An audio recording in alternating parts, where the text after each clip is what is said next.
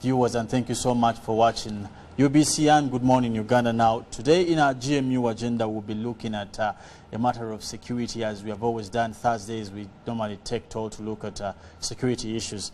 Now, we must also understand that for long, crime preventers had been given shape by the former chief of police. That was Kale Kaihura's project, which did receive quite a good reception by Ugandans. But most recently, we have also had the recruitment of LDUs, which His Excellency Yoweri Museveni did direct.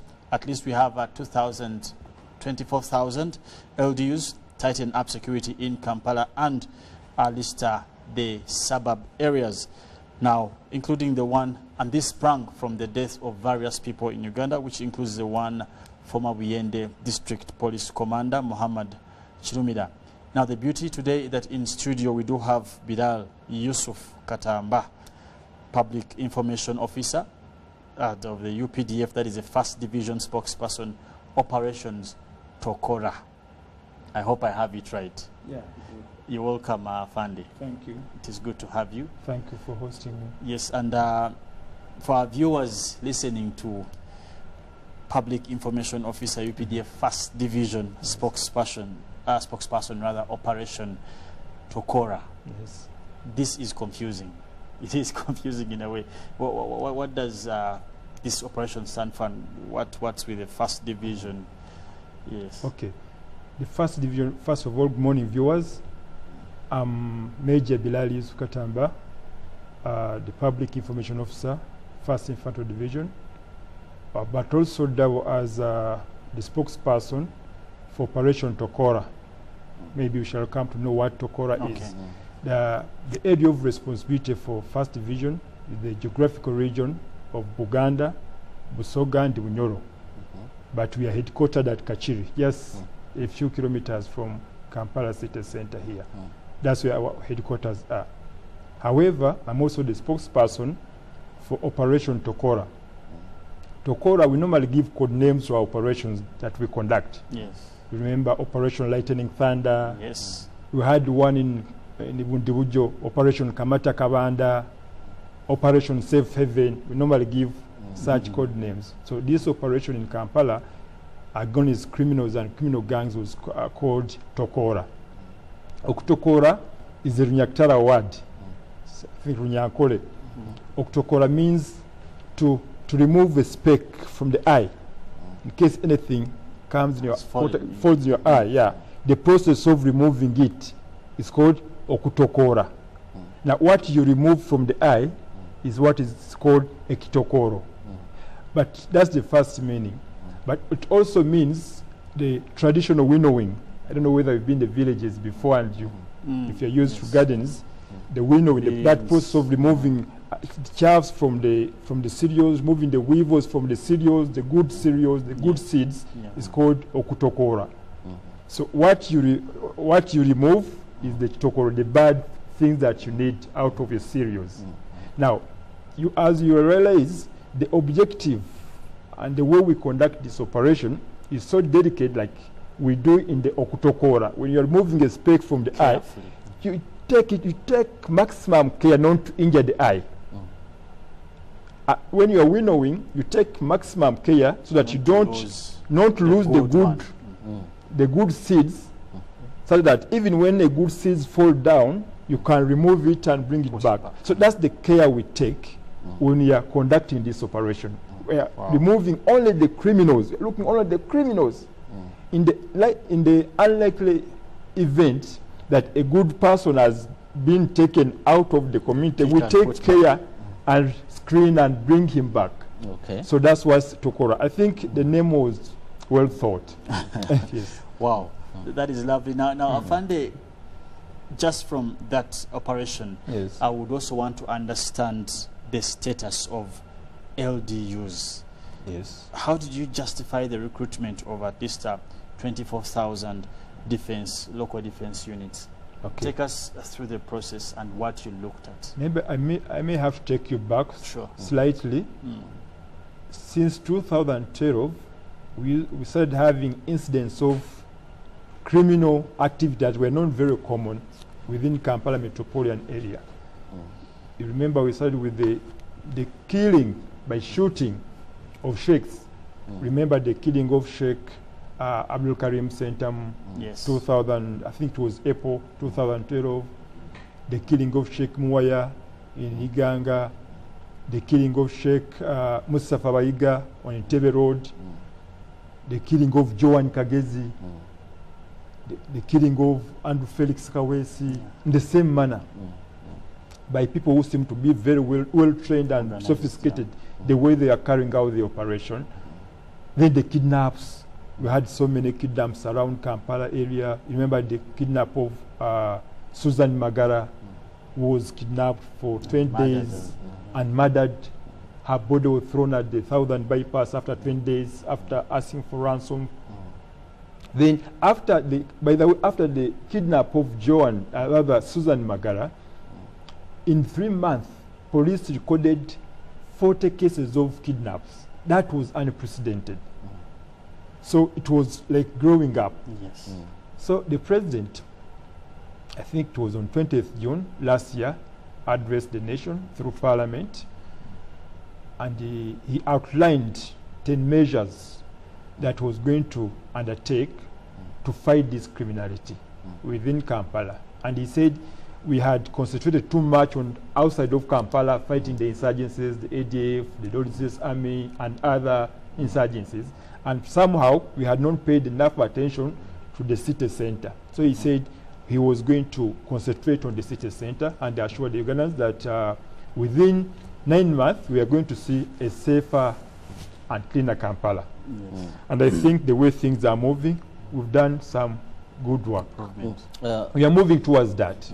Now, he outlined 10 measures. One, first of all, he said banning of the hooded border riders. You remember all the people who were killed by people riding on borders, they were hooded with hoods. So he said, no, that should stop. Then there was the CCTV cameras, and as he said, that was going to be the master blow. I've been to the camera rooms, and I'm sure if we embrace them, these CCTV cameras, they can do some good work. He talked about the recruitment of LDUs, but that can come later. The giving sophisticated forensic laboratory for the police to help in the investigation. Then giving scanners, good scanners to URA, so that we see what is coming in, what's going out, so that whatever comes out, whatever comes in the country, we are able to see what is in this container, what is going out, so that we know if it's guns coming, we should know that guns have come. If something going out, we should know this is coming, going out. So then the LDUs. He said we are going to recruit 24,000 local defense unit personnel to help beef up the police. He also talked about, among the 10 measures, he talked about the quick response of the security agencies, especially police. Remember during the Kirumira incident, the killing of Kirumira in Ibulenga, they took around 10 minutes. And then there was no response. Then the borders who were around even tried to follow up. But when they were shooting the air, maybe towards them, they ceased chasing. So His Excellency took care and went to the nearest police station post and asked the OC, the lady who was there, what happened? How could shooting happen for more than 10 minutes and there was no response? What are you doing?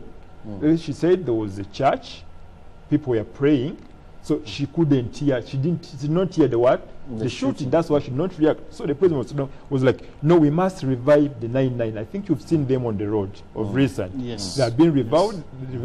They're on the road to help in quick response in case there is an incident. Okay. So there was also the LDUs to beef up the police in this, and we recruited them. He said we should recruit the police, the LDUs, 24,000 in number. But because recruitment, training and deployment takes some time, because this one took almost 6 months or 5 before they came, he ordered that the UPDF should come in as we wait for the recruitment, training, and deployment of the LDs. So on the 20th of September last year, the UPDF came in to add the first line of response as we awaited the coming of the LDUs. Yes. So you that operation Tokora. Yes. Okay, that's where now this operation comes. Tokora began.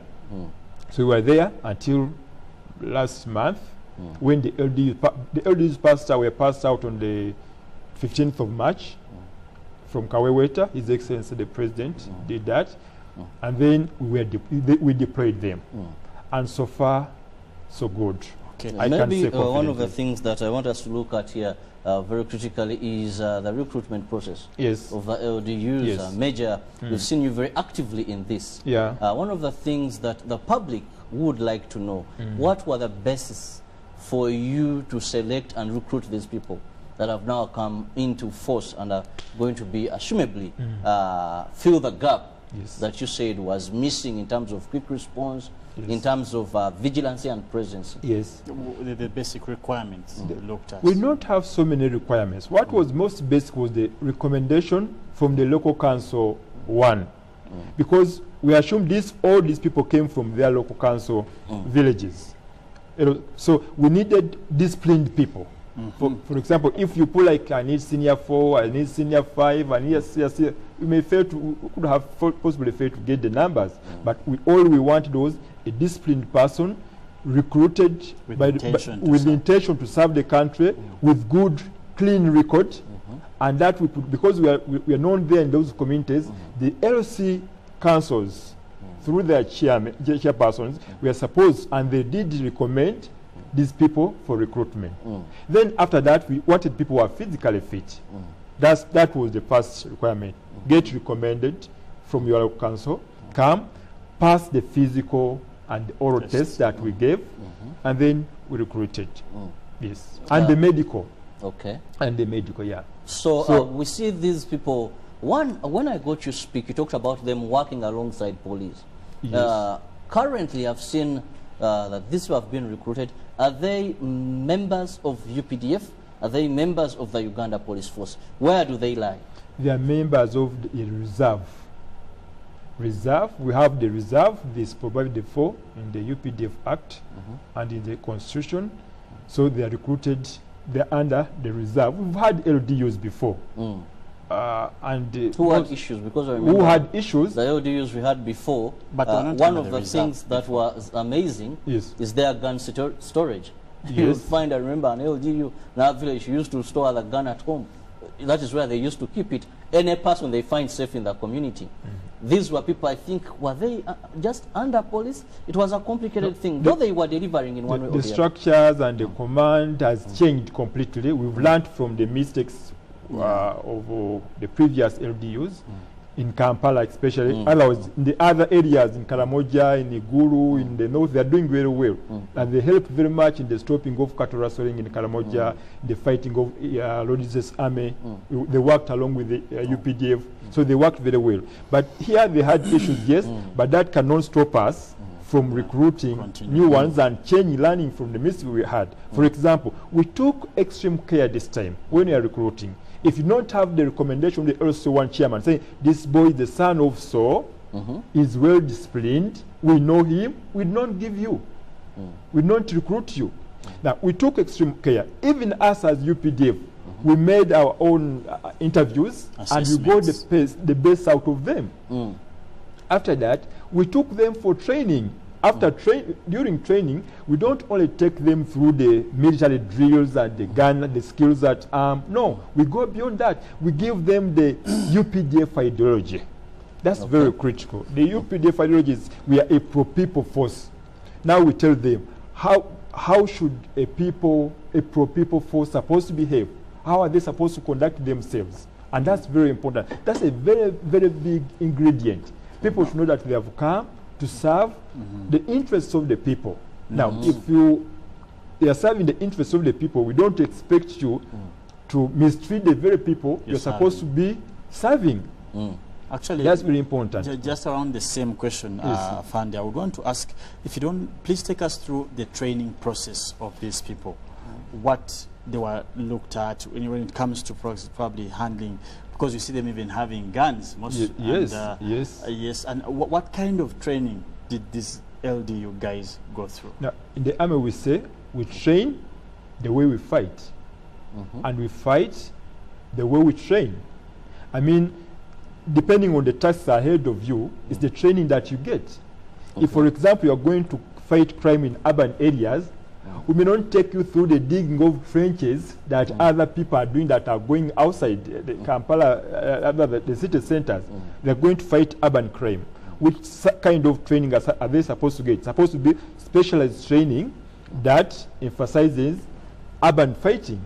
You've said you've given them guns. Yes. I told you the history of the killings that we had previously. These were people who seemed very trained the way they are conducting their business, very well trained. Now, you cannot recruit LDUs, taking them in the city center to fight such criminals and give them batons. You must give them the same training, the better training actually, because they're supposed to train.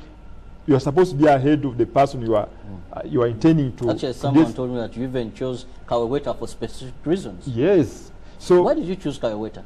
Just to go by, because someone was telling me that there are even reasons why you took them there. No, why I think is it the SFC or something trained from we have built up areas in Kaweweta, so they are coming to fight crime in built up areas. So don't take them to the jungle. If you are taking them to the jungle and then they are coming to fight criminals in built up areas, there will be difference of it wouldn't come out well. So you simulate them to the particular situation they are going to face when they go in the field. That's why one reason as to why we took them to Kaweweta. Yes. So I was talking about the training. And other than this, the skills we give them, there's this ideological training. It's very key. I said, if you're serving the people's interests, how are you supposed to behave? This is what we are, because UPDF is a pro-people force. So we are trying to put this ideology within amongst these LDUs so that they think like UPDF, they act like UPDF. You know, we are known for discipline. So we want them to be well disciplined. And we did not stop at the training, the ideology only. We gave them commanders from the military. Previously, we said they are under police, and they would go with their guns. Find a safe haven somewhere. Yes, keep in the evening, in the morning, they go back in their gardens and dig. Maybe it would thought it would work then, but now this is different. We've put them under UPDF commanders from the battalion level, company level, platoon level, up to section level, detached level, so that we continue to mentor them, to command them, to instill discipline them, to show them our ideology, so that they come out, they are able to serve the people. So, and I'm sure, I'm optimistic they will do the job.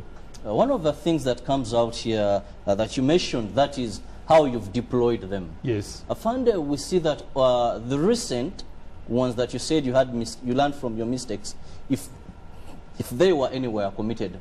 Let's look at the deployment pattern.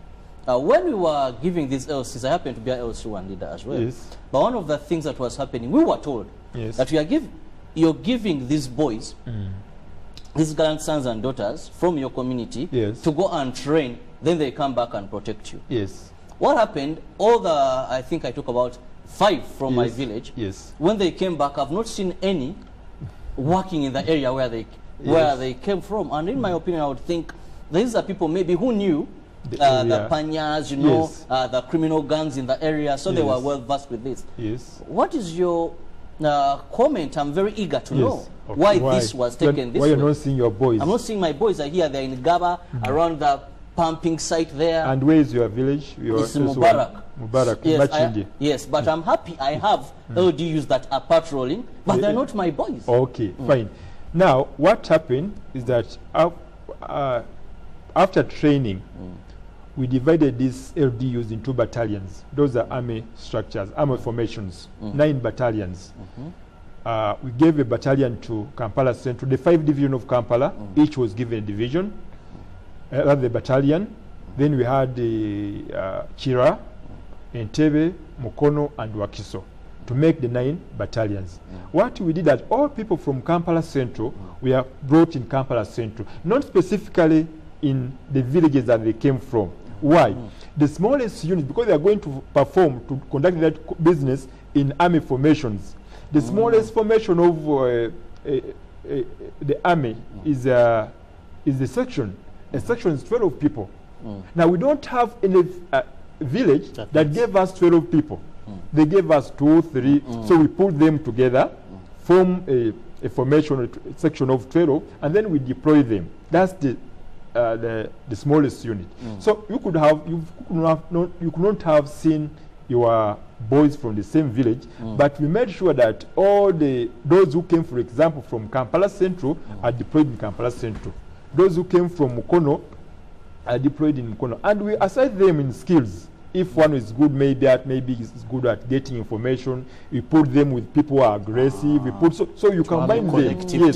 Yes, so that we make collective effort. Yes, that's why we form them into. Say this one is good at that, this one is good at this. We put them together so that we maximize their effectiveness. Are they full-time staff of the UPDF? They are full-time reserve LDUs. Unlike the previous one, they're in detaches. We give them everything from clothing to meals to clothing, everything. From morning to evening, 24/7 they are working. They are doing patrols at night. Where necessary, they are doing patrols during the day. They are there for quick response. You remember what the president said, that we need quick response in case of events. Yes, cameras are good, but they will not respond. They're only supposed to give the information. And we shouldn't be using these cameras only to review what happened. No, that's not the best. To avert crime also. Yes, we must know what is happening now. Somebody should be able to tell us that at this point there is this.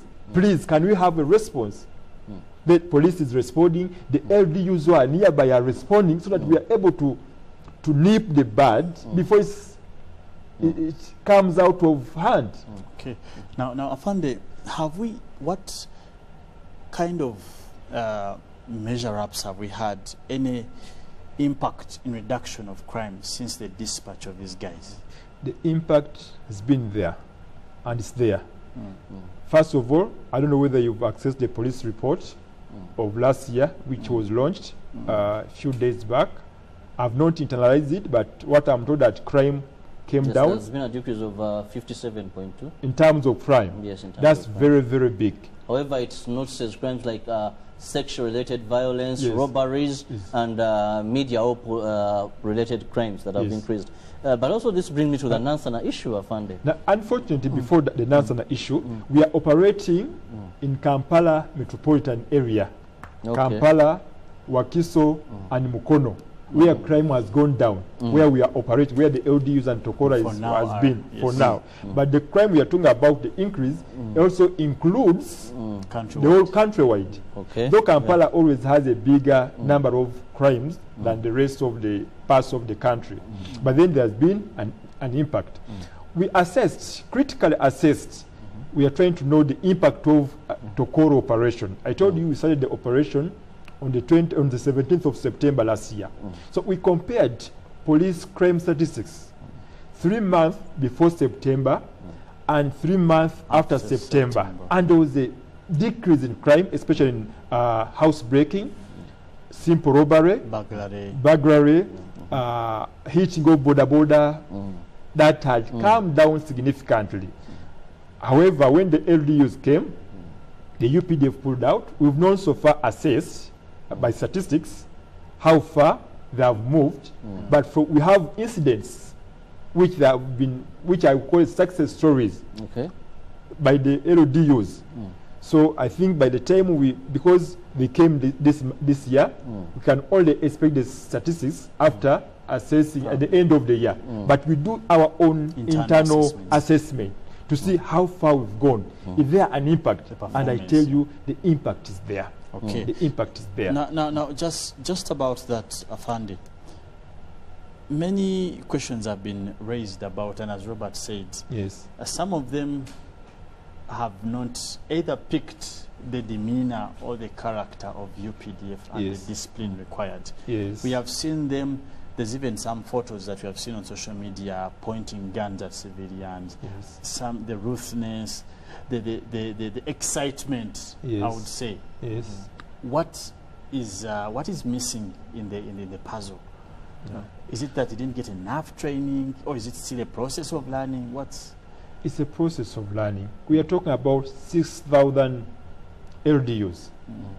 But you are talking about less than 5 incidents of such out of the 6,000. We are trying. We don't even want that. That's already to UPDF. That's already too much. But again, we shouldn't only look at those negativities. We are sorry about them. We wouldn't want to see such things as UPDF. You know, our discipline as a pro-people force. We wouldn't want to see even those small one incidents. We are fighting them, but we are mentoring these people. We got them from different backgrounds. We train them for 5 months. Yes, but you cannot change a person who has socialized for the last 20 years, has his own attitudes, went in different background, to change them completely in 5 months. So that's why we continue to mentor them, to show them direction. Where it requires punishing, we shall punish. Are they punishable under the UPDF Act? Yes. Okay. Yes. But so they go to the military courts, not the civil? Not the civil courts, yeah. Okay. But we need to direct them first.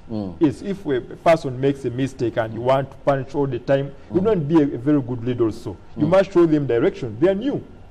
It's like babies. When they misbehave sometimes, you say, no, you don't do this. You don't do this. We do this. We do it this way. We do it. You must do it like this, not this way. We do it this. We move like this, not like this. This is how we handle the citizen, not like this. So it's very important. We shall continue mentoring them. We've been involving them in our corporate social activities. If you were there, I saw them at Kawempe. You saw them at Kawempe. Currently, they are involved in the donation of blood, so that they know we are answerable to the population. We are to create this rapport. To create this rapport. It's very, very, very important, and I'm sure we shall get there. One of the issues you talked about, and even His Excellency pointed about, was quick response. Afande, I need clarity and more of these crimes happen in communities. Yes. One of the challenges we've been having is, for example, I'm sorry I'll quote the Nansa Namada. Yes, yeah. So the shooting so often. Yes. Is that we've seen police, they're either at police stations, we not see some day patrols. There are very few, if any, that is on vehicles. I stay in an area where I have the UPDF, and I want to commend the UPDF. That where I stay, that is Machinde. Yes. You can hardly move at night and not come across a foot patrol by the UPDF. Yes. Very disciplined, very peaceful. They'll let you go. They won't ask for money. They'll not. But if you meet a police one, of course you're scared, because they can find all ways to go with you or what. But UPDF, credit goes to them. Now my question is that I see with the local defense unit, it has been kind of removed from the public. How has it happened? These people, they don't reside in our communities. Yes, you see? Most of them, you see them come out at night. Yes. And we're now having crime being committed in broad daylight. Yes. Where is the quick response?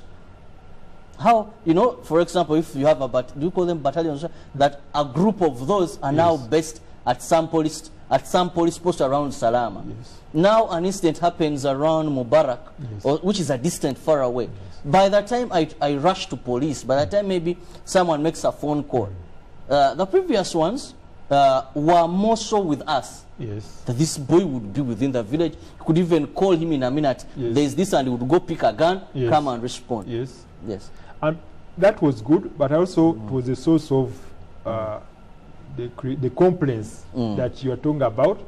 For example, if you call an individual under whose command now, an individual coming under whose command, you've called him, he's come, he will be under your command.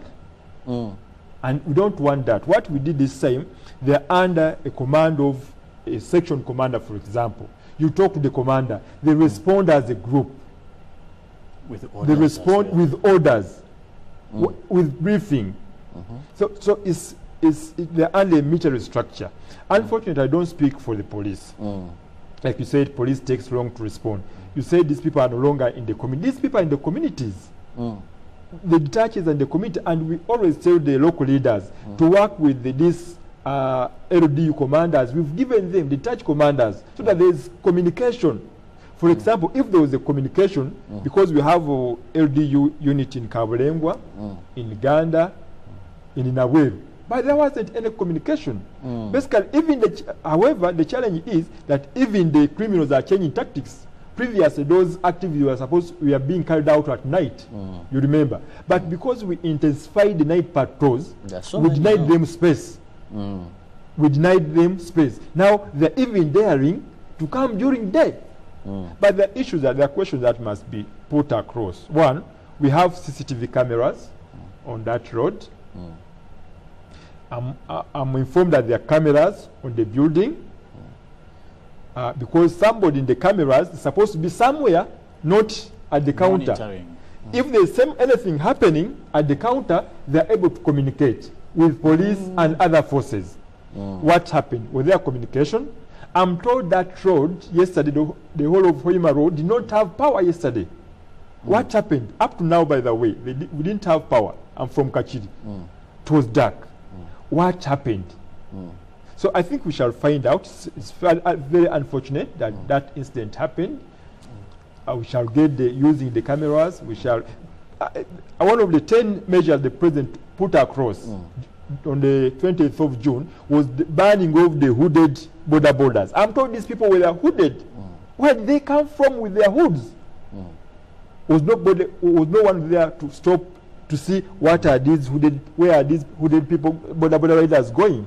So those are questions that we must ask ourselves, and finally we shall find the truth. It's very unfortunate that such an incident happened in the broad daylight, but it goes back to maybe we need to change tactics also, because we deny them space to operate during the night. They're now finding space during day, and we shall find a solution to that. We shall find a solution to that. Now, are these people going to be paid? And this is the biggest question by the parents and societies. Who is financing LDUs?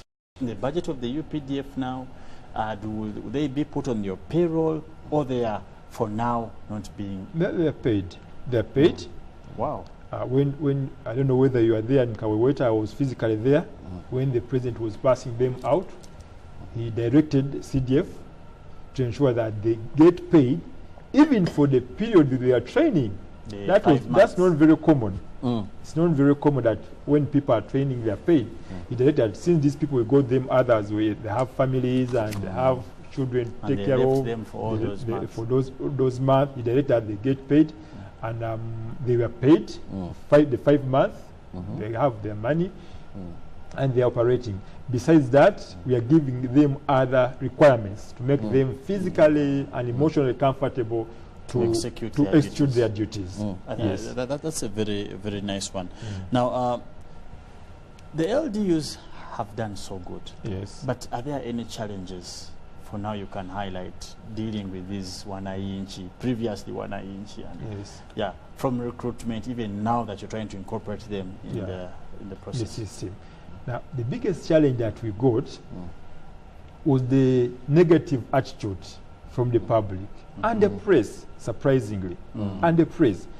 Before we deployed them, we already started castigating them. They already used, cannot use them, possibly because of the previous LDUs that they had. But you cannot judge basing on the what happened previously. I told them this has changed. Actually, we've seen even a spokesperson of UPDF saying, do not blame the LDUs for the early mistakes. Yes. He has come out. Because it's too early really to say that it's going this way or going this way. And when you hear the success stories of these LDUs, you get encouraged that they are going to perform. In my own area, I think I've seen them tremendously reduce crime in terms of patrolling. The vigilance is so common. You can hear the boots as you're walking. I don't know why you choose to give them green boots. Now we are going. They're supposed to operate during all weather, all forms of weather. During rain season, during dry season, we've given them boosts for a start, but they're going to get these black jungles like for the UPDF soon. We cannot give them boosts alone, these jungles alone, because what happens when they go in wet areas? And they cannot have the jungles alone. Discomfort. Yes. I met someone, I was like, hey, you people. From a distance, I could even hear gumboots. They're going to get their jungle boots soon. And they have got the ponchos. They have got the water, the buyos, the water bottles to make them really comfortable.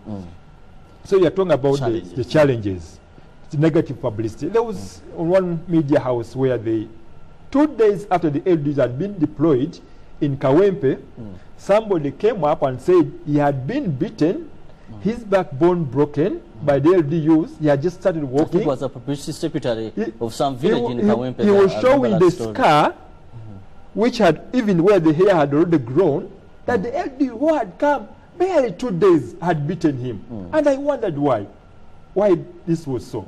So there was this negative. It was given so much pomp because he works with some media house and is a publicity secretary of some LC in that area. So it became so viral. Why? Because there are people who had made stealing, robberies as their way of earning. Now when we came out, these people also came out and said, fighting us through the media that we are extorting money, we are beating them, we are doing this, but it was a counter-offensive against us that we are denying them space to operate. But at least now we've come out, we are explaining to the population what we are doing and why we are there. So the second challenge is the criminals, because we are operating in Kampala, Wakiso, and Mukono. So the criminals have run away from this area where we are operating.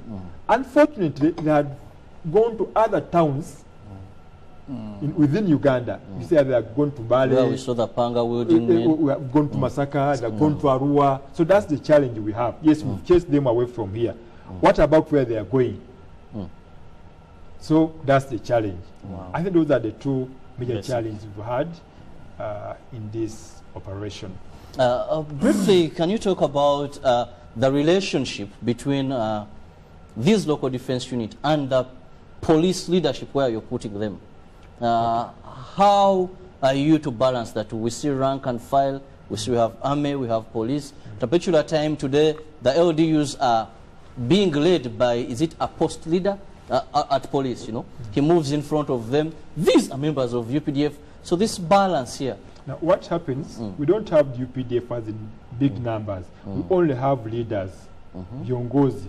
You find a section of 12 has one, maybe corporal from the UPDF, and I told you the reason as to why. Then, but because internal security is police-led, law and order is police-led, so police must be there. Part of even if they arrest someone, they take when we make arrests, we hand over to police. There must be a police personnel within the patrols, but they are normally on the ground. You know, I told you the international standards of policing recommend one policeman, 500 people.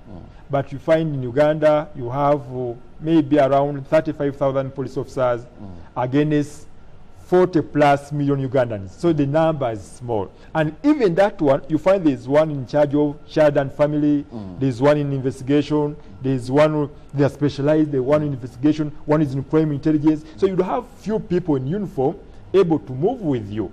So that's also a challenge. But what we do, we work with police and the local leaders. So that we are able to maximize what we want to come out of this. If you want to fight crime, for example, in your particular village, the crimes that are happening in your village are unique from those happening from my village. So as the detached commander and as the LC1, chairperson and defense, we must sit down together and say, these are our security challenges. How do we go about them?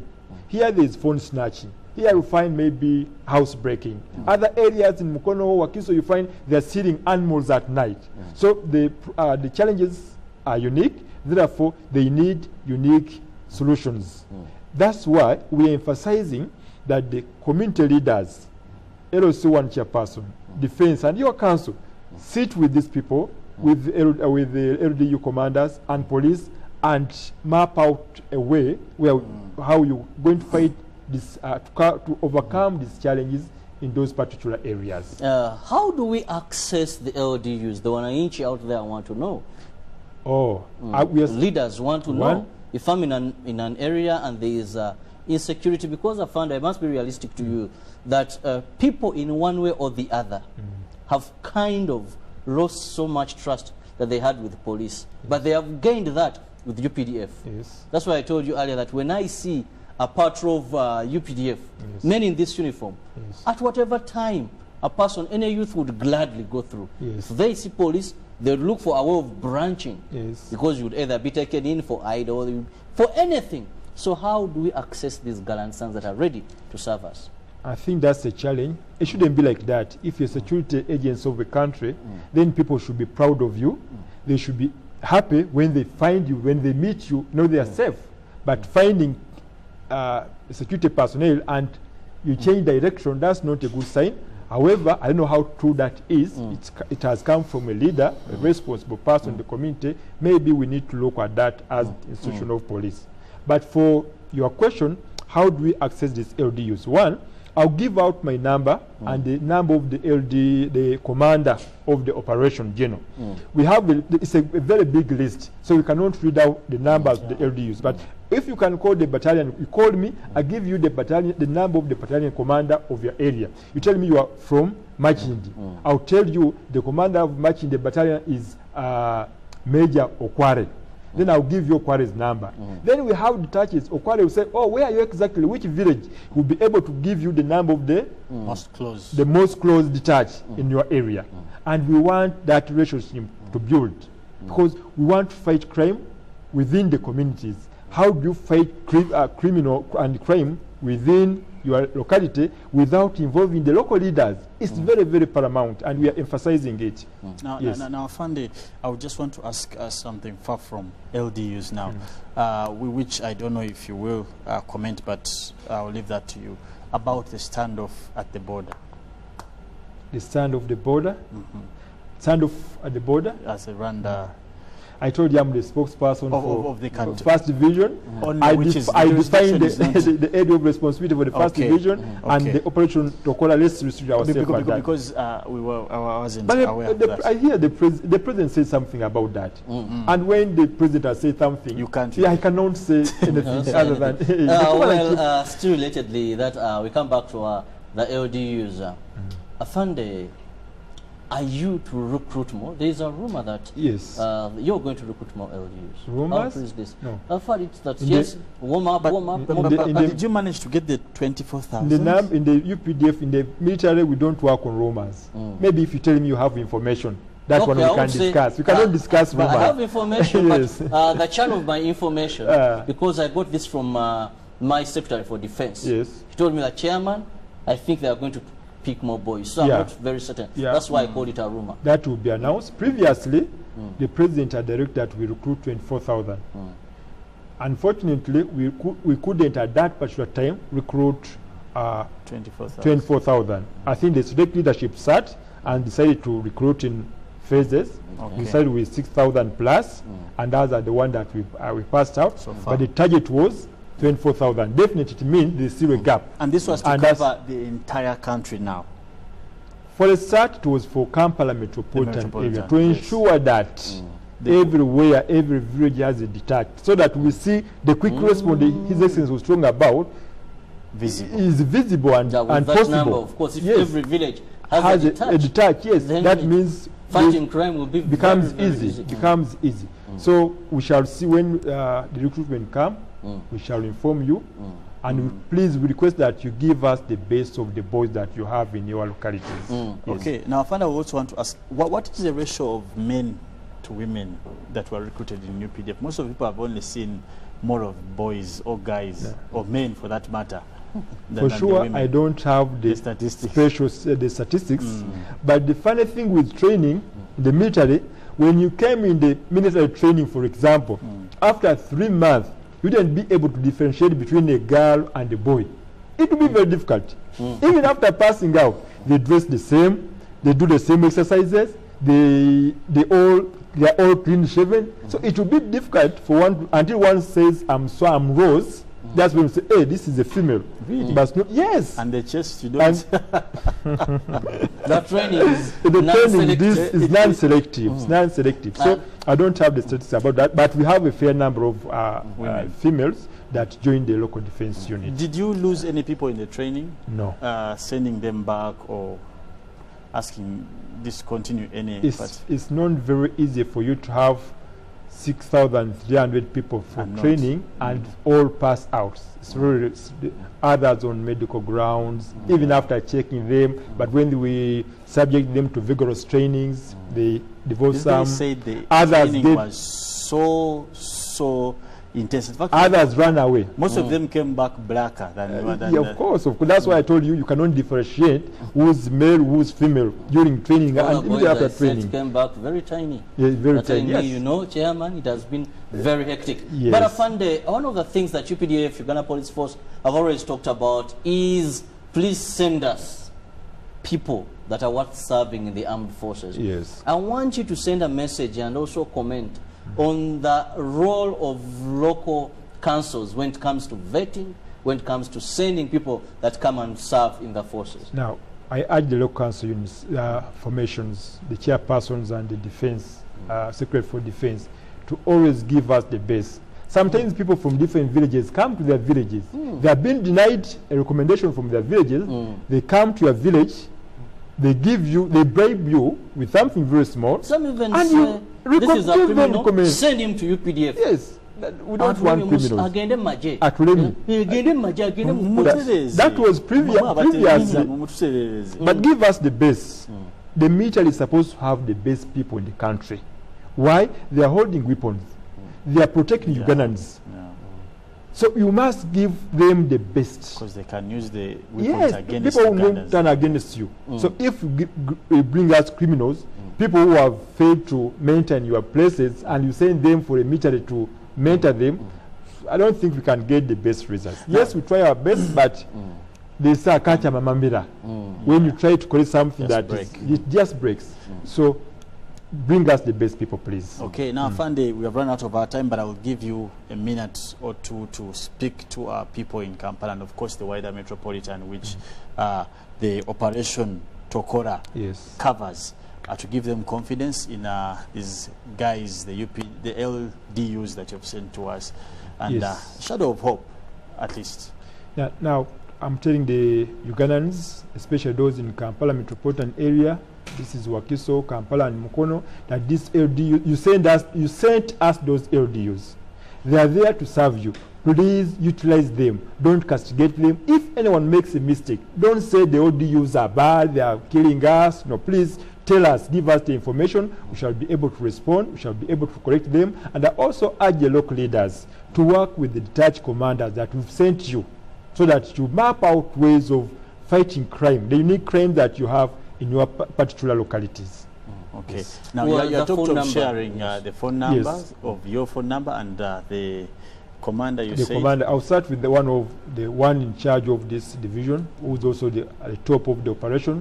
Major General Samuel Kawaga is on 0702 750 501. Okay. Then me, the spokesperson, 0701 11 0559. Please call us specifically on Operation Tokora and crime in Kampala. Okay. If you have any challenge in your area and our commanders are not responding, please let us know. We shall respond. We are there to serve you. Wow. Yes. Thank you so much, Afande, for taking time to come and educate us and, of course, talk to Ugandans. Now, thank you so much, our viewers, for keeping it with us here at UBC and, of course, Good Morning Uganda. We will take a break, and when we come back, we leave you with our quote of the day, and Ruben is also coming to give you the sports updates. Good morning.